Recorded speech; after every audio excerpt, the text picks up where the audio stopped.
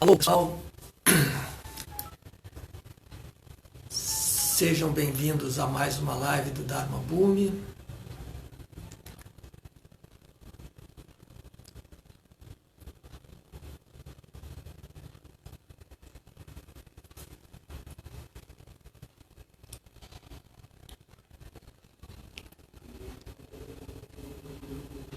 Pessoal chegando aí. Henrique, Léo.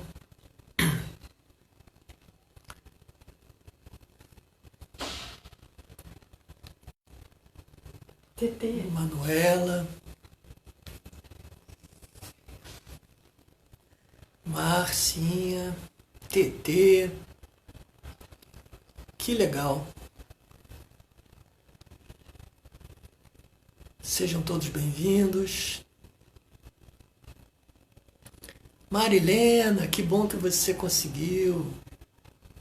Oi, Tilacá, já vou te chamar. Que bom.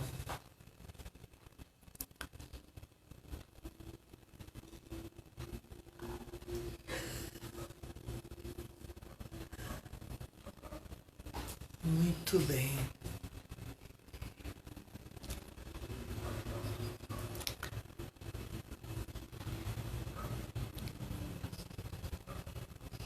Já está na... Oi, Drauzio. Que bom. Sejam todos muito bem-vindos. Mais uma live do Dharma Bhumi.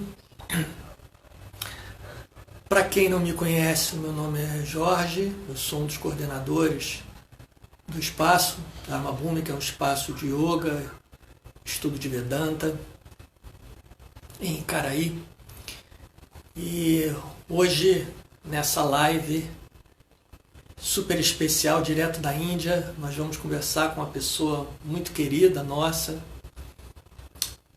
Foi minha professora de anatomia do yoga há vários anos atrás. Uma pessoa que se dedica ao estudo da tradição védica, ao Vedanta. Está morando lá na Índia, vai fazer 6 anos agora em dezembro, que é a Brahmacharini Tilaka. Brahmacharini, para quem não sabe, é uma estudante do sexo feminino, né, que se dedica ao autoconhecimento, mora no ashram, e ela vai poder contar um pouquinho mais dessa história pra gente. Galera do Vida Veda chegando aí também. Oi, Renata, que bom. Muito bem, deixa eu chamar a Tilaka aqui. Onde ela está? Da Índia ela demora a aparecer, gente. Vocês têm que ter paciência.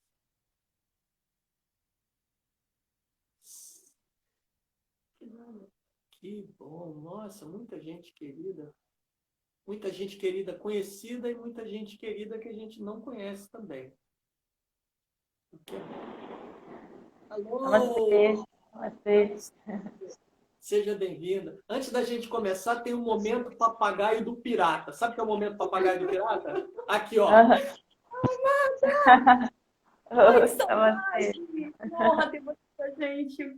Um beijo. Se não tiver o momento papagaio do pirata, não sossega. Do seu lado aqui, Muito igual. bom, muito bom, muito bom. Muito bem. Deixa Então, ela. seja muito bem-vinda, querida. Obrigada. Eu Obrigada pelo convite.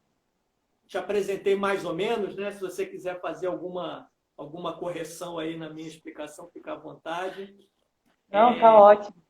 Tá tudo certinho, né? É. E antes da gente começar propriamente a falar do nosso tema, né? Falar de espiritualidade, desse momento, eu queria que você comentasse com a gente da situação aí na Índia, porque agora ainda chegou para piorar, chegou um ciclone, né? E É. teve um prejuízo grande. Então, são dois eventos, vamos dizer assim, da natureza, né? Muito fortes. Eu queria que você contasse um pouquinho para a gente como é que está. Eu sei que você no Ashram não tem mesma vivência da cidade, né? Mas conta aí Tá. para a gente, direto da Índia. Então, eles estão com. Está muito baixo, ó. A gente faz assim, ver se melhora. Tá bom. Então, eles estão assim com bom, eles sempre têm uma estrutura muito grande por trás de pensamento do que fazer, né? Pelo menos esse governo atual que eu tenho acompanhado é o segundo governo, né? O segundo mandato desse governo. E eles têm uma estrutura pensada para atingir as massas, mas assim, é um país de 1,3 bilhões de pessoas. Então a gente tem assim realmente 1 bilhão a mais de pessoas do que o Brasil, mais ou menos, numa estrutura, né, de território menor do que a nossa estrutura de território no Brasil. Essa infecção, né, por esse vírus está realmente se espalhando muito rápido, ignorando, né, todo fechamento de comércio, restrição à movimentação. Ainda assim está se espalhando na comunidade, mas ainda assim, em paralelo a isso, tanto o governo quanto as organizações não governamentais, porque a Índia tem um espírito de serviço muito grande, né? Então tem muitas instituições de caridade, todas elas vestiram a camisa e estão na rua junto com o governo, promovendo ações de cuidado, distribuindo comida, distribuindo, né, material de proteção individual. Em paralelo, tudo isso acontece, né? Então, os templos distribuem comida, as organizações não governamentais distribuem também muita coisa. Então, tem um braço dado, assim, governo e população tentando, né, cobrir as necessidades da população. E esse ciclone, ele é comum nessa época do ano, sempre chegando pela Baía de Bengala. Ano passado chegou aqui para a gente no sul, a gente está no sul agora, em Mandiacuri, né? Nosso ashram fica em Nagpur, que é bem no centro da Índia. Realmente no centro tem um ponto zero da Índia lá, né? O centro do território. E ano passado chegou para a gente aqui. Esse ano entrou, né, um pouco mais para cima. E então, assim, todo ano tem já uma expectativa de que um ciclone vai chegar naquela região. Ano passado chegou em Orissa primeiro, fez um estrago, mas esse ano parece que a intensidade, a cada ano, né, na verdade, a cada ano parece que a intensidade está ficando mais forte. E aí eles estão, né, tendo que mover mais pessoas, tipo 5 milhões de pessoas se movem, porque aqui na Índia tudo é grande em número, né? Então, parece que em Bangladesh chegou pior esse ano também. Então, assim, pelo que eu li ontem, tem em torno de 20 mortes e muito estrago com casa sendo invadida pela água, né? Muito telhado destruído. Mas, de certa forma, é algo esperado naquelas regiões, não é nada absurdo. A intensidade é maior esse ano, maior do que os últimos cento e poucos anos. Mas, ainda assim, tem uma mobilização. Por causa desse vírus, né, a mobilização foi menor, porque o movimento de pessoas está restrito, né? Então eles não conseguiram desviar as pessoas para outros lugares tanto quanto eles fizeram ano passado, por exemplo. Mas ainda assim é algo esperado, né? Então eles de certa forma se preparam. Já esse vírus é não esperado. Então o movimento de compensar é maior, mas ainda assim tem um problema com as pessoas que são trabalhadores que migram, né? Dos estados do norte para os outros estados para trabalhar. Esses estão em condições bem precárias, assim, apesar da tentativa do governo dar um suporte. Mas, enfim, é a dinâmica do povo, né? Uma população tão grande num espaço tão pequeno, apesar deles tentarem, né, dar o suporte e a ajuda necessária, é muito difícil alcançar todo mundo, né? Mas tem muitas orações também, o povo é muito religioso, né? Então, todo mundo tenta, através da oração, enfim, do seva, né, do serviço desinteressado, da caridade, ajudar quem está próximo, né? Isso também é um ponto muito importante. No geral, a população ela é muito seva-oriented, como a gente fala por aqui, né? Orientada para a caridade, para o suporte, né, para esse de vestir a camisa, botar a mão na massa e vamos lá, todo mundo junto, sem separação. Então, isso é uma característica muito forte. Faz parte da cultura, né? Ah, Do hábito exato. do indivíduo, né? Mas o distanciamento social é uma coisa que beira o impossível, né? Com 1,3 bilhão de habitantes, É, muito nas complicado. ruas, nas ruas está acontecendo. Eles até pintaram o chão, assim, né, para fazer fila e tudo mais. eles têm nas ruas, nas lojas, tudo isso tem a orientação, todo mundo pintou no chão, por exemplo, para fazer fila, né? 1 metro, 1 metro, 1 metro, tem uma marca no chão. Mas as pessoas vivem não em famílias nucleares como a gente vive no Brasil, né? Elas vivem em famílias associadas. Então você vai ter em um apartamento 3, 4 famílias vivendo juntas, né? Essa é a estrutura básica. Hoje em dia está mudando, principalmente nas grandes cidades, mas essa é a estrutura básica da sociedade indiana, uma família conjunta, né? Então vão ter assim 3, 4 famílias morando juntas. Então, o isolamento social fora de casa é possível, né? Mas dentro de casa você vai ter assim 30 pessoas numa casa com facilidade, né? E as casas não são maiores do que as nossas, pelo contrário, às vezes a gente tem apartamentos no Brasil maiores do que a maioria dos apartamentos que eu vi na Índia. E, enfim, todos eles com pelo menos umas 12 pessoas. Vamos botar aí no mínimo, tem umas 10, 12 pessoas. Tem Então alguém complica também. que o áudio está baixo, eu não sei se é o meu ou se é o seu. É, Eu vou falar a, um a pouquinho. Margarete colocou aqui que o seu áudio está baixo, professor. Falando professor, então sou eu, né? Mas eu já aumentei o volume aqui. Muito bem. Bom, então vamos, agora que está tudo mais ou menos respondido, né? Como é que é essa questão da espiritualidade? Como é que a tradição pode nos ajudar, né? Nos fortalecer, a gente atravessar esse momento? E a gente tem conversado, você sabe, você acompanha, né? Com várias pessoas ligadas à tradição de Vedanta, né? Bruno, Leandro, Patrick, enfim, conversamos com o Tiago, neto do professor Hermógenes, que é um amigo querido em E comum que temos, né? Enfim, com várias faz meu pessoas. irmão. Pois é, e é sempre essa questão sempre surge, né? Porque o que a gente percebe na nossa própria prática e nos alunos é que as pessoas que tinham um hábito, uma prática de yoga mais regular, há mais tempo, mais sólida, atravessam essa situação com não vamos dizer com facilidade, porque não é fácil, mas com uma certa serenidade, uma certa compreensão, né, do que tá acontecendo. E eu, pessoalmente, acho que a questão da espiritualidade nos fortalece muito nesse aspecto. E aí eu queria te ouvir, claro. Então, tem... Primeiro a gente tem que entender o que espiritualidade significa, né? A gente acaba confundindo espiritualidade e religiosidade, né? Toda vez que a gente tem esse idade no final, a gente está falando de um conceito abstrato, né? Por exemplo, religião e espiritual são os substantivos.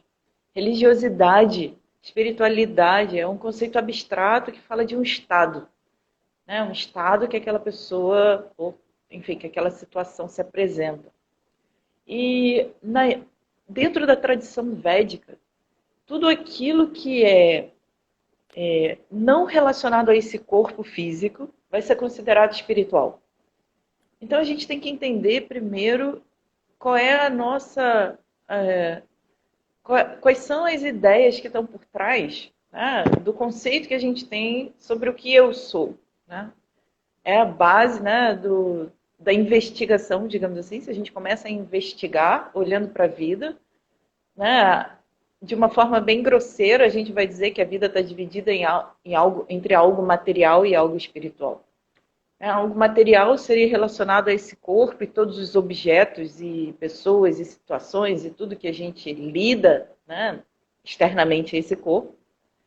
E teria algo que transcende, né, que ultrapassa, né, a realidade desse corpo, que eu estaria chamando de espiritual, né, que a gente estaria chamando de espiritual. E existem expressões dessa espiritualidade, né, disso que está fora, né, dessa relação com o corpo, que tomaram um formato definido por padrões, principalmente em relação à adoração, à reverência, à expressão que a gente vai chamar de religião.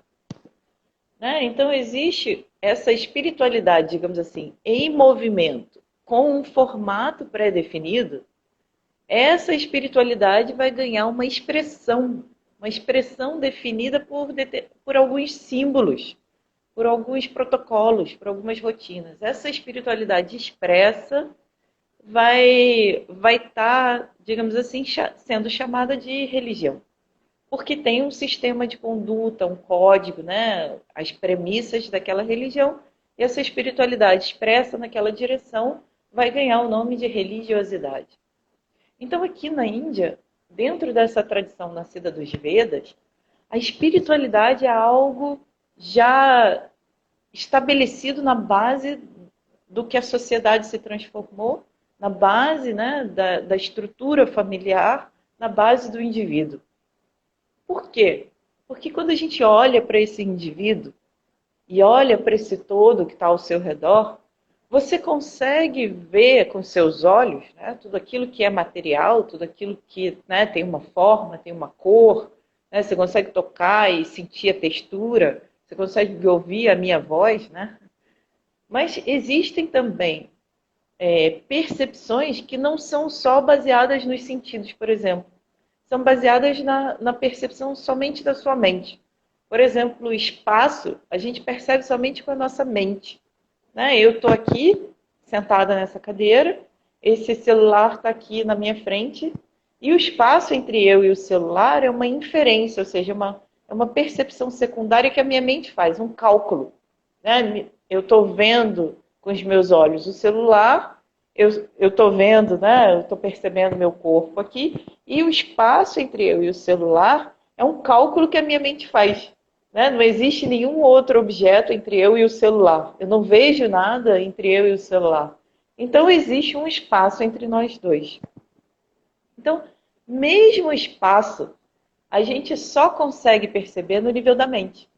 A gente não consegue perceber com esses instrumentos que estão presentes nesse corpo, que fazem com que a gente seja capaz de interagir com esse mundo ao nosso redor.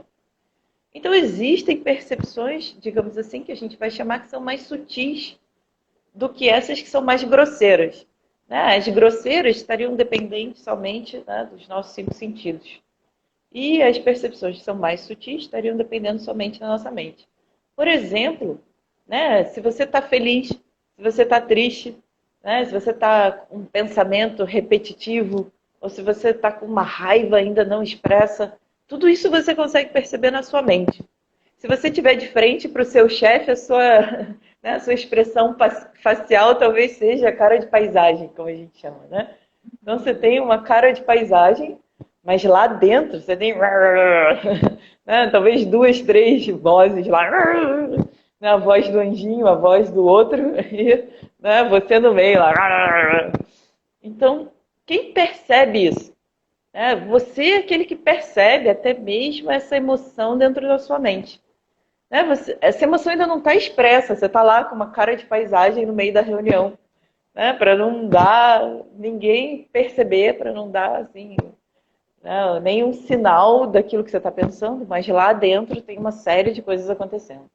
Então, as suas emoções também estão dentro do campo dessa percepção sutil, que só você com a sua mente, você, né, como observador desses pensamentos que estão passando, você é aquele capaz de identificar o padrão de pensamento e até mesmo de mudar o direcionamento, de ter um outro grupo de pensamento que vai neutralizar esse primeiro grupo de pensamento.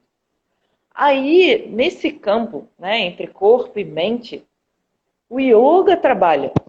Né? Quando você coloca uma postura de yoga para o aluno, né, para os seus alunos, o aluno vai primeiro entender toda a explicação e tudo mais, e vai começar a trabalhar com o corpo dele, com a respiração e com a mente.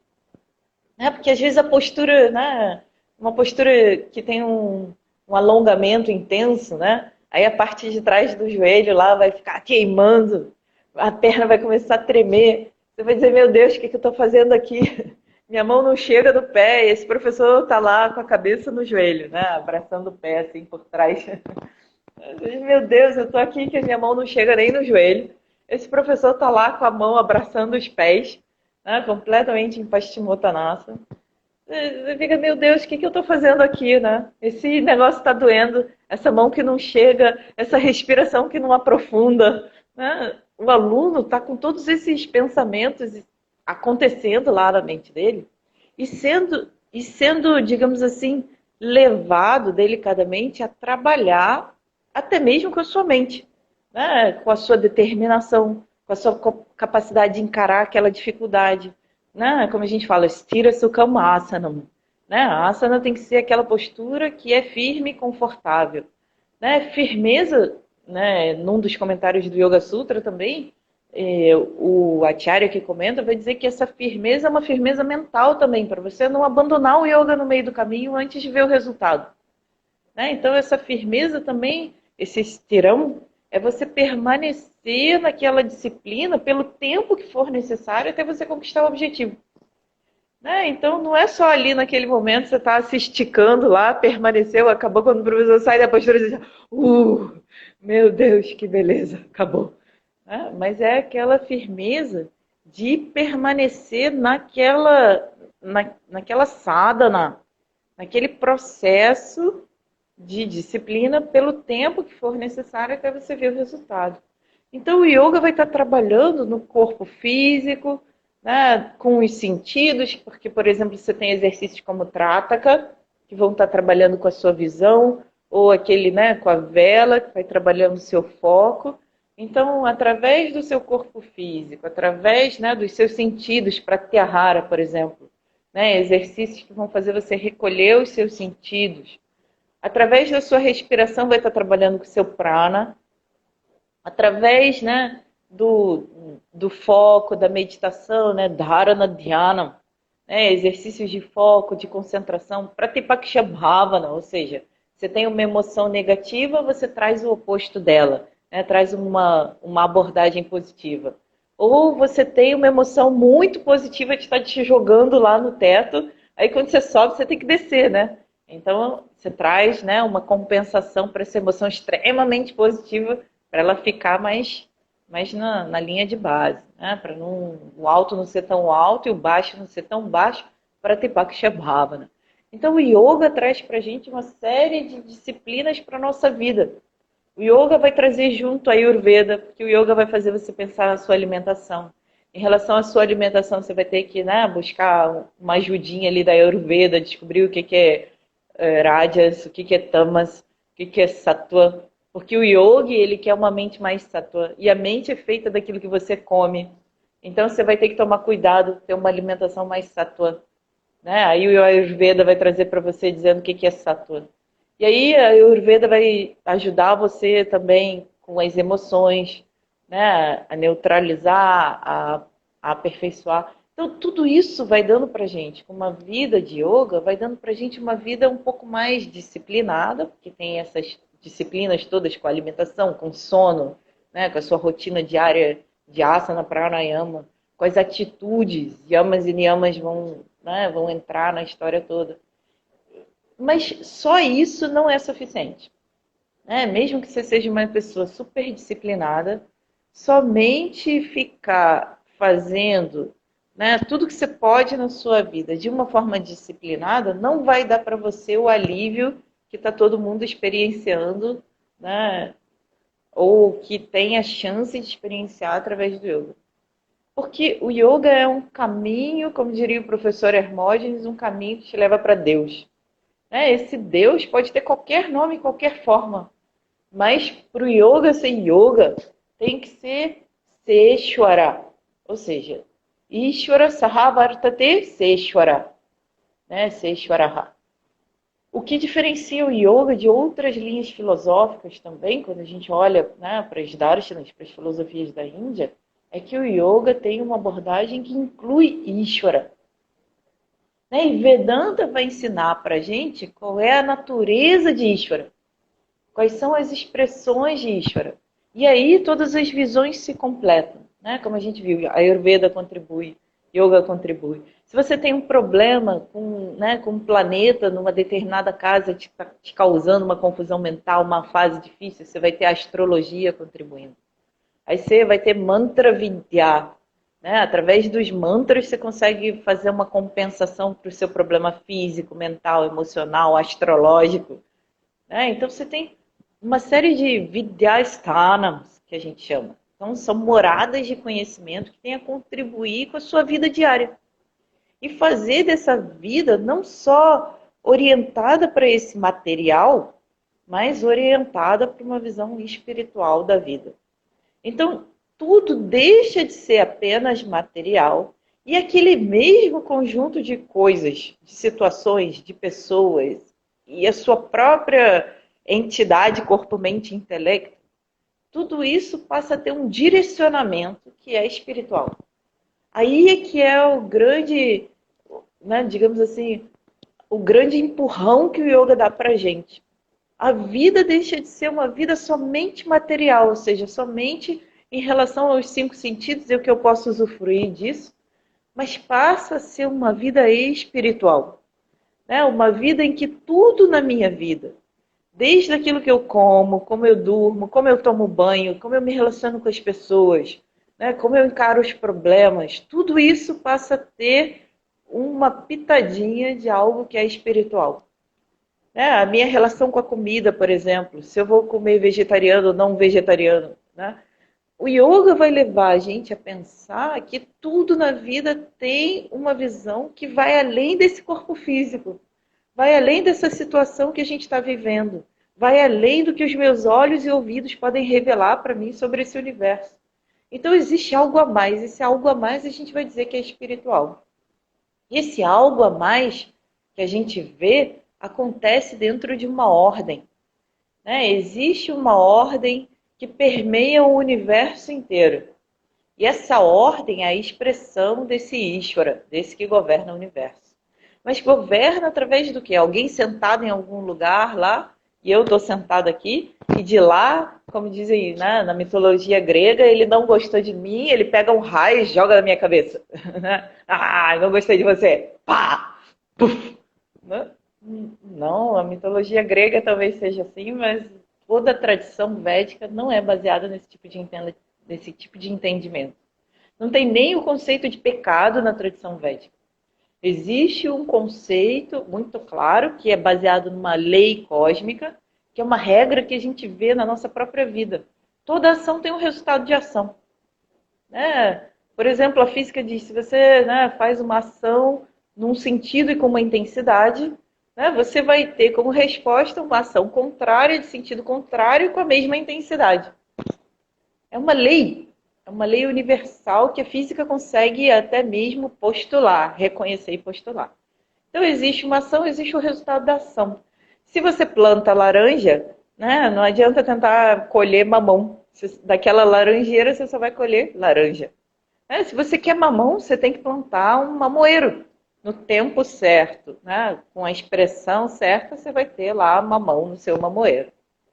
E o mamão vai ser doce ou, né, amargo, dependendo das condições em que aquele mamoeiro está crescendo. Então, toda ação vai ter um resultado de ação proporcional àquela ação. Né? Então, se você quer colher resultados positivos na sua vida, você tem que fazer ações positivas. Se você quer colher resultados, né, adocicados na sua vida, você tem que trabalhar com os fatores que vão levar a adoçar a sua própria vida.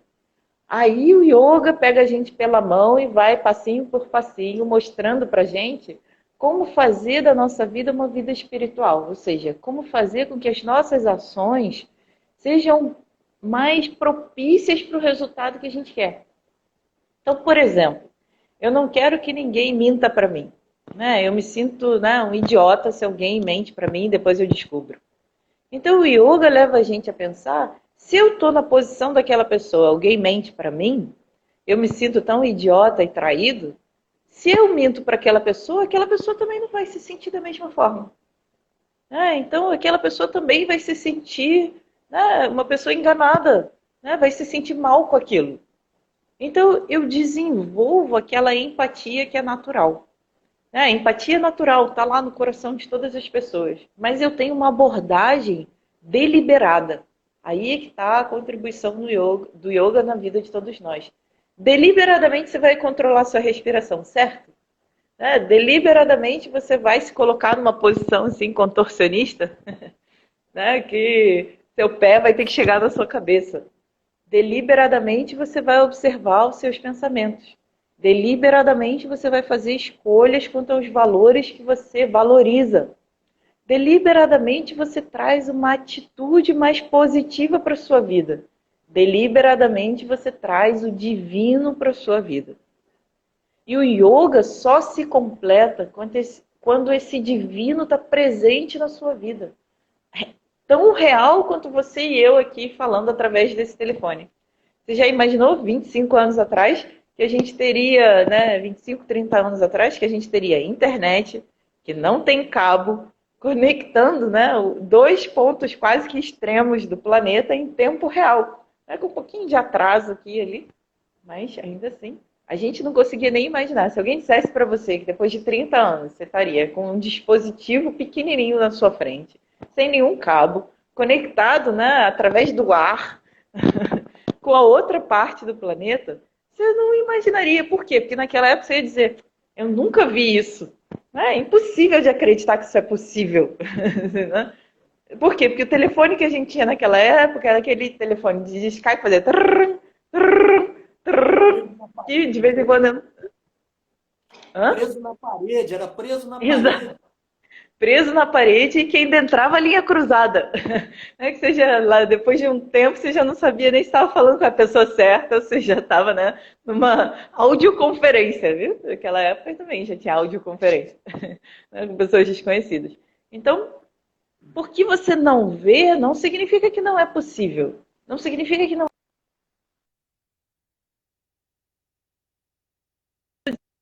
vê e por isso não existe, não acredita, é uma pessoa que ainda vive, né, na dimensão somente material. Ela ainda depende inteiramente dos seus 5 sentidos para dizer para ela o que é real e o que não é real. Essa pessoa precisa amadurecer um pouco mais e até perceber que as próprias emoções dessas pessoas, não são possíveis de serem vistas com os olhos nus, né? Então eu vi com os meus próprios olhos. Então eu preciso ver Deus com meus próprios olhos, daí eu vou acreditar que Ele existe. Não, é só você olhar para as expressões divinas que estão presentes ao seu redor. Um pôr do sol, um nascer do sol, aquela sincronicidade que bota duas pessoas que estavam pensando uma na outra, para entrar, trocar uma mensagem, falar alguma coisa naquele momento que você precisa. Então, você precisa de uma abordagem espiritual para ter uma visão mais sutil, mais transcendente sobre a própria vida. E para isso o yoga leva a gente, a entender que existe aqui e agora, nesse mesmo momento, uma ordem, cósmica que faz com que todas as galáxias estejam no seu posição e que nenhuma delas caia no espaço. Imagina, tem a galáxia lá, nossa galáxia, Via Láctea. Não, tem lá outras estrelas, outros planetas, todos eles suspensos no espaço. Imagina se de repente essa ordem muda e alguém cai assim. Cai para um poço sem fundo. Não. Existe uma ordem lá regendo a posição das galáxias, regendo as posições dos planetas dentro da nossa galáxia, regendo o movimento ao redor do Sol que faz com que dia vire noite, noite vire dia. E por bilênios tem sido assim. Tantos anos tem a nossa Terra, que a ciência pode inferir, pode chutar, digamos assim. Por tantos anos que tem lá o nosso planeta, em todos esses anos, a noite virou dia, o dia virou noite.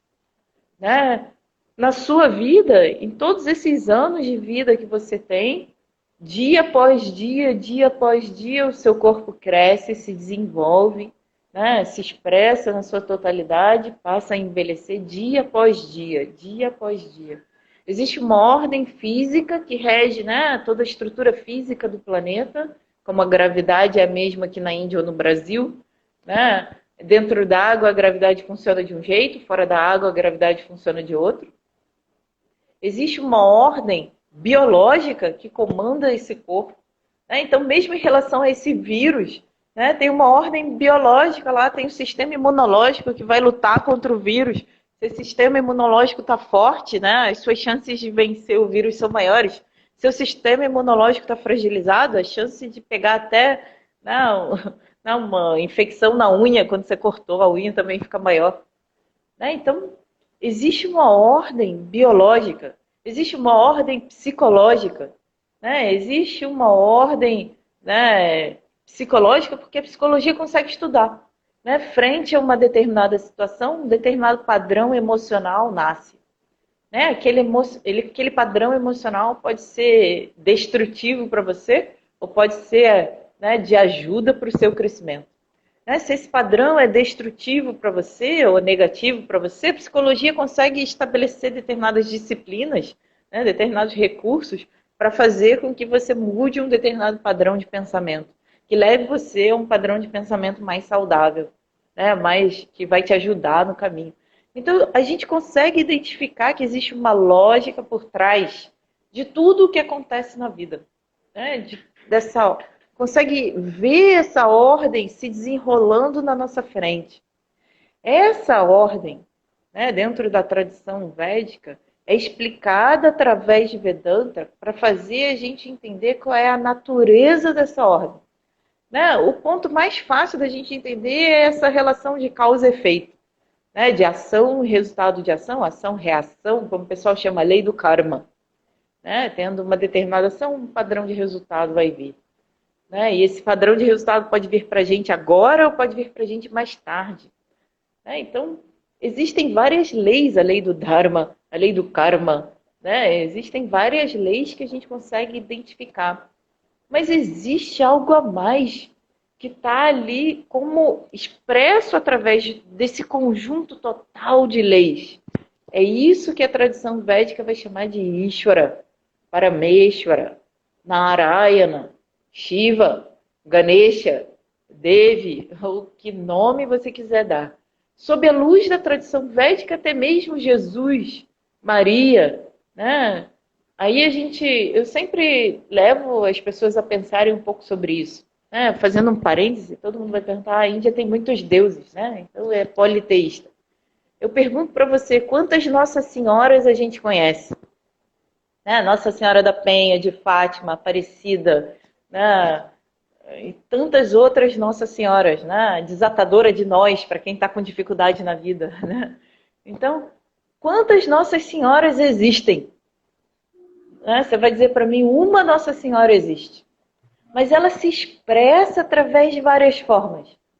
Ela se expressa e a partir da expressão daquela Nossa Senhora, ela ganha diferentes nomes. Mas a Nossa Senhora Aparecida, ela é negra em cor da pele. Em expressão, ela é negra. E a Nossa Senhora de Fátima é branquinha, alva. Como é que essa Nossa Senhora pode ser a mesma? Porque a expressão dela não determina quem ela é.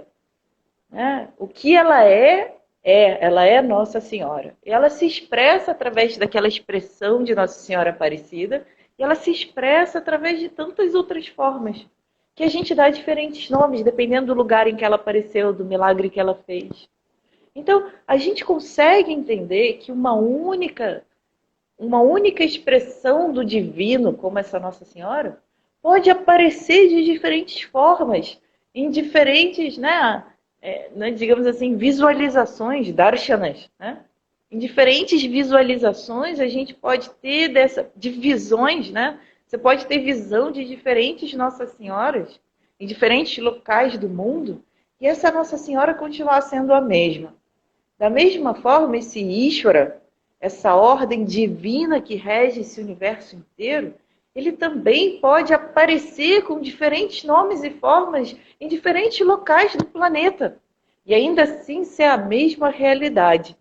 É divino, é espiritual, porque não está nesse campo material humano. Mas é algo que transcende, que está além desse humano. É algo que é super-humano, sobre-humano. Né? Por isso está fora desse ordinário que a gente vive, por isso é extraordinário.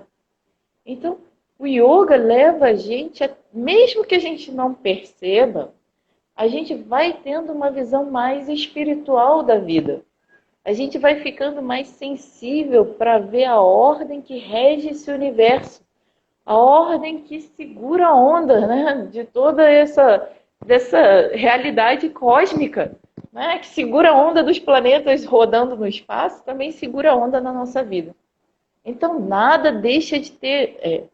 As situações que acontecem na nossa vida passam a ter um sentido, passam a fazer parte de uma harmonia cósmica. E ao ver essa harmonia cósmica em ação, a gente ganha um suporte emocional, espiritual. Né? Não só emocional, mas dentro de uma visão muito maior e espiritual. Porque eu não estou separado desse todo que controla a ordem cósmica dos planetas. Eu não estou separado desse todo que faz com que o dia vire noite, a noite vire dia sem falhar.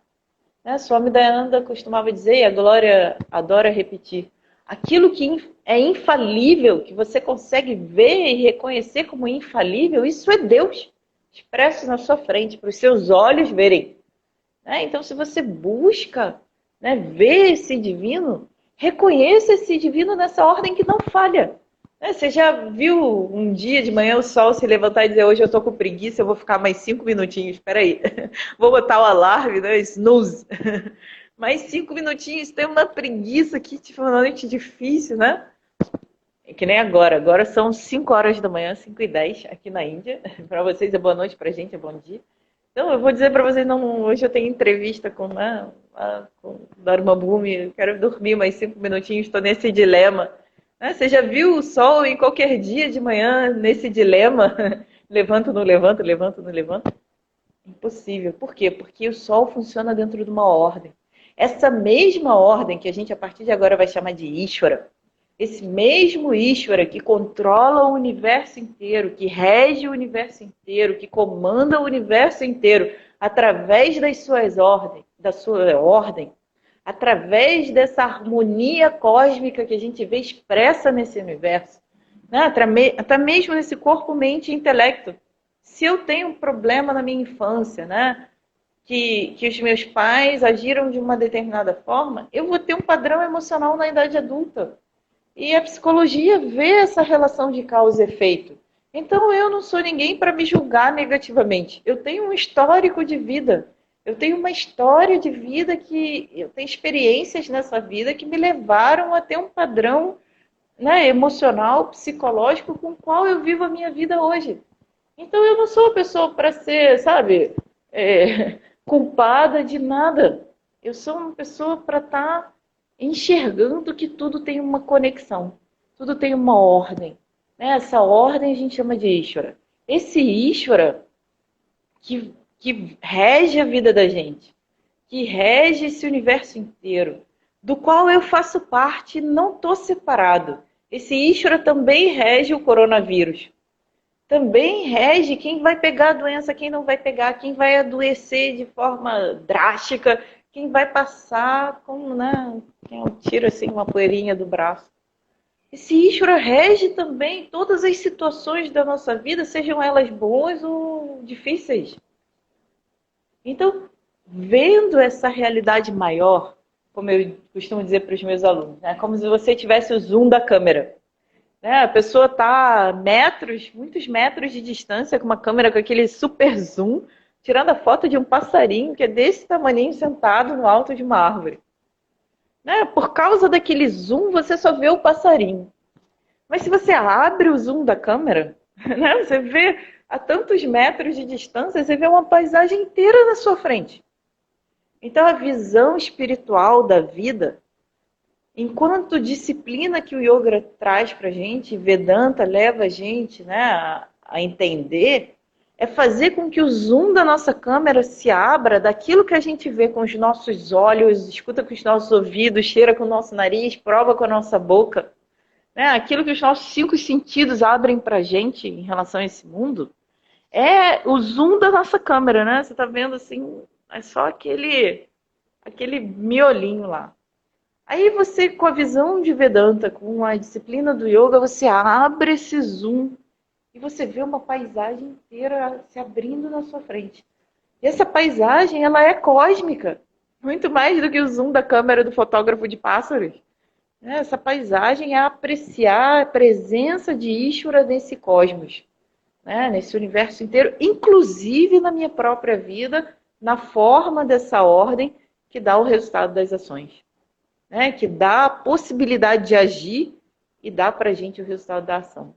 Então, quando eu ajo em harmonia com essa ordem, com a apreciação de Ishvara, por isso que eu falei, yoga é Seshvara. Yoga considera a presença de Ishvara. Por isso tem, né, lá, Yama Niyama tem Ishvara Pranidhana. Que é o quê? É você se entregar a essa ordem cósmica, a ver a presença da ordem e agir em harmonia com a ordem. Swami Dayananda costuma dizer, se você atrita contra a ordem atrita contra você. Só você sai perdendo. Porque a ordem, do tamanho da ordem cósmica, aquele seu atritozinho não vai ser nada para ela. Mas a ordem cósmica atritando contra você, você está destruído, meu filho. Então, em harmonia. Então, o yoga leva a gente a viver em harmonia com essa ordem cósmica, a fazer as pazes com esse Deus que se expressa na forma dessa ordem. E a entender que esse Deus está em mim e está em tudo que eu vejo. Na forma dessa ordem que eu posso ver com os meus olhos, que eu posso identificar com a minha mente. Da mesma forma que eu comecei falando que a gente identifica o espaço com a nossa mente, a gente identifica a presença dessa ordem em todos os lugares dentro desse universo, porque não tem nenhum canto desse universo que a ciência ou que a gente consiga chegar nem para dentro, nem para fora, que a ordem de Ishvara não esteja presente. Porque a gente só consegue perceber dentro, através da microscopia, ou então da física quântica, o mais minúsculo você consegue chegar, ou o maior que você consegue chegar, na visão desse universo inteiro, de todas as galáxias desse universo.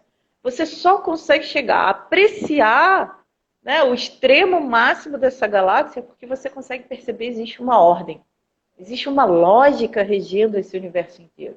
E essa ordem, essa lógica é a expressão desse divino. É isso que dá pra gente a espiritualidade. É isso que faz a gente viver uma vida menos pesada. Se a gente não tem uma visão espiritual da vida, ou seja, se a gente não tem essa visão de algo maior que rege o universo inteiro e que me inclui. Porque se eu vejo essa algo maior e eu estou separado, eu continuo... Na verdade, eu vou ficar numa condição muito pior do que a anterior. Porque existe esse grande todo maravilhoso que é tudo de bom e existe eu. Desse tamanho. Com essas limitações e incapacidades. Então eu vou ser uma pessoa ainda muito mais frustrada. Porque esse Ishvara é muito maior e ele vai ficar só com um dedinho, assim, miudinho, ele me esmaga, que nem a criança esmaga uma formiga, Não. Essa ordem está aqui, está no biológico desse corpo, está no emocional, no psicológico, está em todos esses processos da minha própria vida. Então, reconhecer essa ordem faz com que a minha vida se transforme de uma vida material para uma vida espiritual. Reconhecer a presença desse Ishvara que se expressa como exemplo de Nossa Senhora, que se expressa com vários nomes, com várias formas. Você pode invocar a presença desse Ishvara na sua vida com qualquer nome, com qualquer forma. Ele não vai se chatear. Por exemplo, o pai vai ser chamado de pai. Aquele mesmo pai é filho, vai ser chamado de filho. Se ele está no trabalho, José Maria vai ser chamado só de José Maria, ou Senhor José Maria. Se a esposa vai chamar de Zezinho, os amigos vão chamar de Zé Ruela. As pessoas vão chamar o José Maria de vários nomes diferentes. Mas ele, que é tão humano quanto todos nós, ele vai entender que todos aqueles nomes dos quais as pessoas estão chamando, até se chamarem ele de idiota, ele vai dizer, quem é você para me chamar de idiota? Mesmo esse José Maria vai atender a todos os nomes com os quais as pessoas estão chamando ele. Imagina esse divino sendo chamado de vários nomes, se ele não vai te atender. É claro que ele vai te atender, muito melhor do que esse Zé Maria. Então, se a gente consegue entender que esse divino, esse espiritual, essa visão espiritual da vida, se a gente consegue entender esse divino como manifesto aqui e agora, naquilo que você é, naquilo que eu sou, naquilo que esse universo inteiro é, que esse universo é a expressão apenas desse divino. Até mesmo o coronavírus é a expressão desse divino. Até mesmo o ciclone que teve há 2 dias atrás na Índia é a expressão desse divino. E cada um vai colher dessa vida somente em harmonia com aquilo que plantou. Sua mente vai ter os resultados das suas ações do passado. O problema é que a gente não vê a relação direta, né? Eu não fiz nada e estou ganhando esse problema aqui, essa batata quente na minha mão. Sou inocente, eu não fiz nada. Não, todo mundo fez alguma coisa no passado. Existe uma ordem cósmica que dá para você a capacidade de agir e também dá para você o livre-arbítrio de agir conforme aquilo que você acredita e, de acordo com as suas ações, assim virão os seus resultados. Nesse momento ou muito mais para frente. Então, a apreciação da ordem dá para a gente essa força espiritual. Dá para a gente essa força de passar pelo coronavírus, pelo tsunami, pelo ciclone, por qualquer coisa na vida, porque dá para a gente uma visão muito maior. Abrir o zoom da câmera. Você está vendo a paisagem inteira na sua frente. Então, esse coronavírus vai passar. Se eu sobrevivo ao coronavírus, eu tenho a oportunidade de aprender com ele. E se eu não sobrevivo? Estava na hora de morrer. Ninguém morre um dia antes ou um dia depois. Nem o Peru morre de véspera, porque ele tem o dia certo lá. Porque tem uma ordem cósmica que rege cada respiração do nosso corpo, cada pensamento da nossa mente. E não é alguém dizendo, você é bonzinho, eu vou te dar vantagens. Você é malzinho, eu vou te dar desvantagens. Não. As nossas próprias ações se transformam nos resultados que a gente vê. Então, a apreciação dessa ordem cósmica, desse divino manifesto através dessa ordem, desse Ishvara, dessa estrutura que a gente vê na nossa própria vida e no universo inteiro, essa apreciação dá para a gente a visão de espiritualidade. Essa espiritualidade, esse estado de ser espiritual, que faz com que a gente passe pelas dificuldades com... Não é que não vai doer, vai doer. Mas você vai ver que essa dor também está na ordem. Essa dor também faz um sentido num processo de crescimento, de amadurecimento. Essa dificuldade tem uma origem, e essa origem são as minhas próprias ações do passado. Então eu sou responsável pelo meu destino e também sou responsável pela minha vida nesse momento. Porque eu só vou colher aquilo que eu plantei. Então essa visão dá pra gente uma visão espiritual da vida. E faz com que tudo nessa vida tenha um peso mais leve para a gente carregar. Então, sem essa visão que o Yoga dá para a gente, que Vedanta ajuda a entender, que o Ayurveda também traz, e que toda a tradição védica sustenta, sem essa visão, com uma visão apenas materialista, ou sem qualquer outra visão que dê para você uma visão espiritual da vida, sem essa visão espiritual da vida, você só tem os seus 5 sentidos para confiar. E os seus 5 sentidos vão dizer que o fim está iminente. Que o fim está lá, próximo. E aí, se esse fim está próximo, só o desespero me resta. Mas se você tem uma visão espiritual da vida, você vai ver, existem muitas expressões dessa realidade. Por que essa vida vai ser só a única? Existe uma continuidade da vida. E essa continuidade da vida vai levar a gente a ver esse divino presente em cada respiração.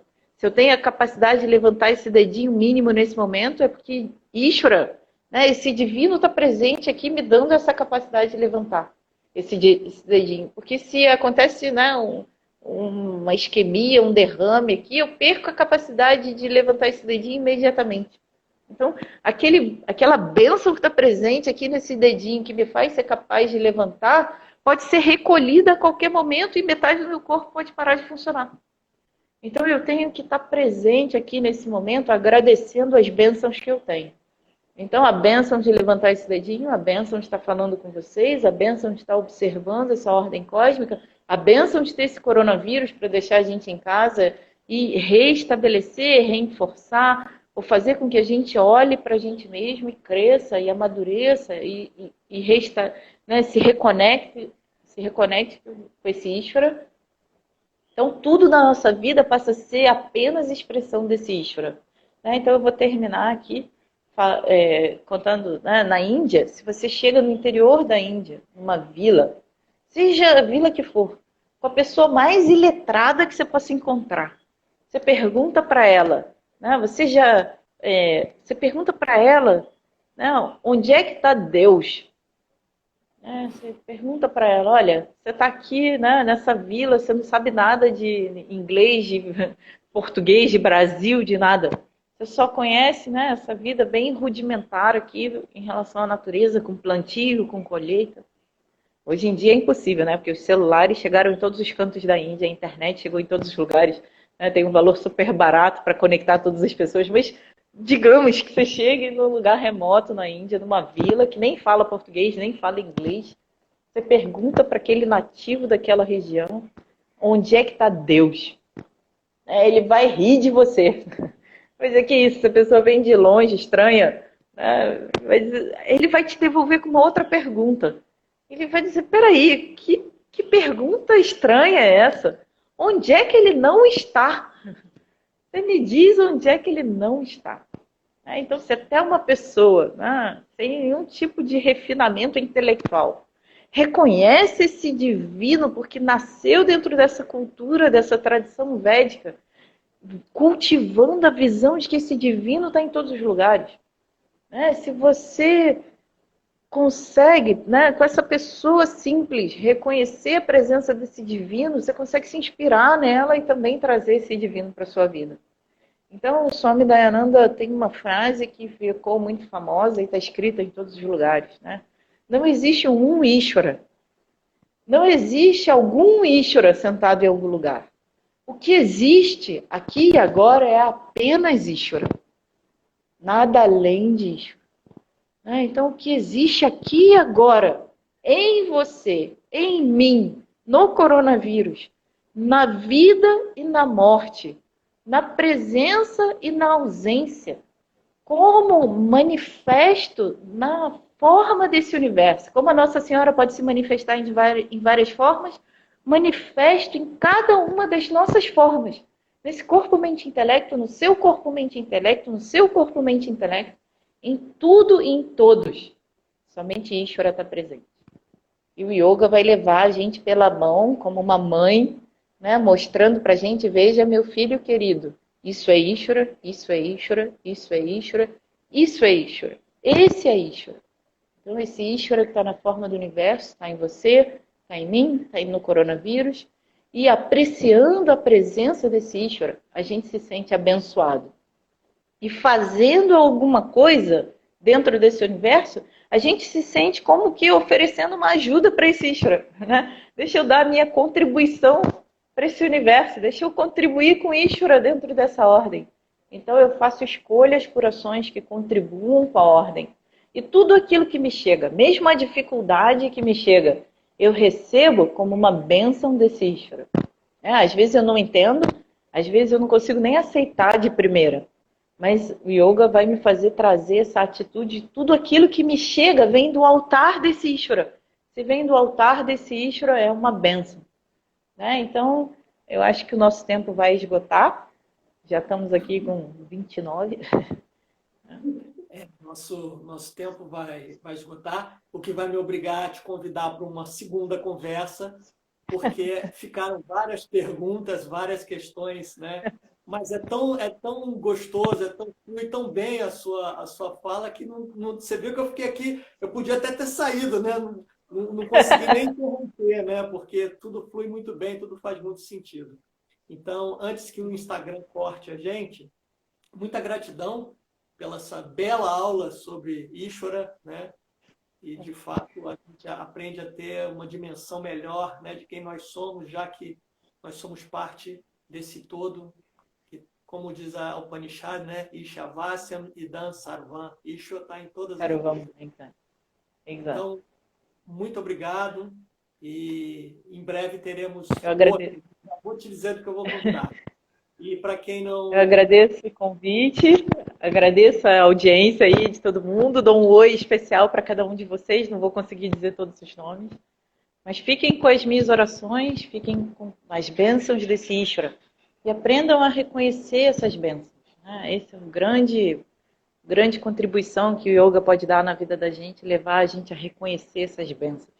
A bênção por cada respiração, por cada piscar dos olhos, e aí, por extensão, por tudo mais. Então, obrigada, eu vou voltar. Fica aí minha promessa. Ariel. Hari Om, Hari Om. Om Purnamada Purnamidam Purnat Purnamudachyate Purnasya Purnamadaya Purnamevavashishyate Om Shanti Shanti Shanti